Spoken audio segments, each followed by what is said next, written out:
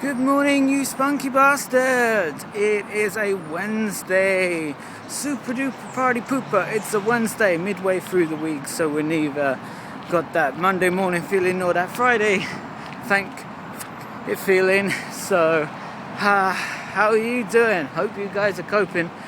Oh man, yesterday, crazy! Didn't get a chance to even get my hair cut. Look, I told you I was going to get my hair cut, didn't get my hair cut.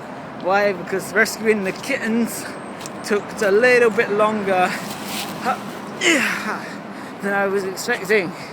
And getting all the stuff. Man, it takes a lot to prepare for kittens, doesn't it?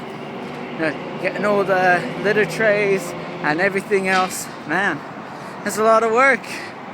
Can't imagine what it'd be like to have kids. No. So, that's what happened yesterday. Pretty much took up my entire leading day. But started to get dark around 5 o'clock, and that's usually the time I end up going to the gym, right? 5:30. I want to go to the gym. I'm listening to Eye of the Tiger, right? Getting some bam, bam, bam, bam, and I'm getting all fired up, and I'm all yeah, I'm gonna go to the gym. I'm gonna lift about 500 pounds, and then I get outside and I see the sunset, and I go, oh fuck, is it the time already? Oh, I must go home then. It was very confusing, you know. You see the sun going down and you think, oh, it must be 9 o'clock. Okay, bye-bye, time to go home. You know, I haven't even got to the gym yet, bloody hell. Oh. It's just that the whole daylight savings time thing kind of throws me for a loop. Whether it's going forward or going back, it doesn't seem to matter. It always throws everything out. I ended up getting up this morning and I'm I feel like it's 8 o'clock, but it's really 7 o'clock, and I'm oh shit, I can spend some more time in bed. I want to stay in bed. And I'm no, I don't want to get out of my bed. My bed's nice and comfy. Well, especially it is at the hotel. And the hotel is making me feel really spoiled, actually. You know? It's the bed's super comfy, right? And, housekeeping comes round and sorts everything out, you know. And they drop off fresh packets of coffee, and the food's all prepared in the morning. Just go down and help yourself. It's really nice to have that, but I'm feeling really spoiled. Oh God! Oh man, I want to cross the dang road. Anyway, I'm feeling really spoiled because the minute I go home, I know I've got to deal with my own shit, you know, I gotta tidy my own room because all the stuff's been piled in there from the laundry room and the living room, so make room for the workers so that they can actually clean up and do their shit. So I've got to go home and I've got to do that, you know. And then my bed's not comfy. I want to make my own breakfast in the mornings, you know, all that stuff, and I'm geez, living at the hotel's really nice and convenient, isn't it? But I suppose that's what you get, what you pay for. I mean, the Marriott, as far as it goes, they ain't a cheap hotel to stay in, but they provide pretty much everything. So, you know, it balances out, I think. For the extra money that I'm paying to stay there, I might as well be getting all the... That's for free cookies! Oh my God, 3 p.m. Free cookies, right? Free cookie PM. Whoop whoop.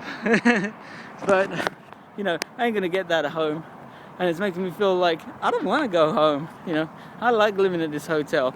You know, the receptionist, I mean, they're paid to be nice, but the receptionists are really nice. You know, everybody's nice. The catering staff and everybody. You know, I just go home and it's my mother and father-in-law, my wife, and everyone gets grumpy and starts throwing their shit around and you know what, I don't want to be there. I want to be there with the nice people in the Marriott, you know, where there's free cookies and free breakfast and housekeeping and all the nice stuff. Yeah, I'm feeling very, very spoiled, and I'm really thankful that, you know, the Marriott was at least you know, I don't know where we would have ended up if it wasn't for the Marriott, because we'd be I don't know, we'd probably be in some other low rent place. But you know, it was sort of a way up, because the first couple of days that we stayed out of the house, we were in the Navy Lodge because it was cheap, right? Because my father-in-law's a Navy man, he gets the veterans discount kind of thing, right? So we can stay there for cheap. I was like, that's cool. We only got a couple of days here. Well, we want to stay in a place for 2.5 months. We want some place that's comfortable. Well, it's been a nice 2.5 months, but you know, at some point we've got to move back home, and I'm not looking forward to that, basically. But if we had ended up in another place like the Navy Lodge for 2.5 months, we wouldn't have had the same experience of hospitality.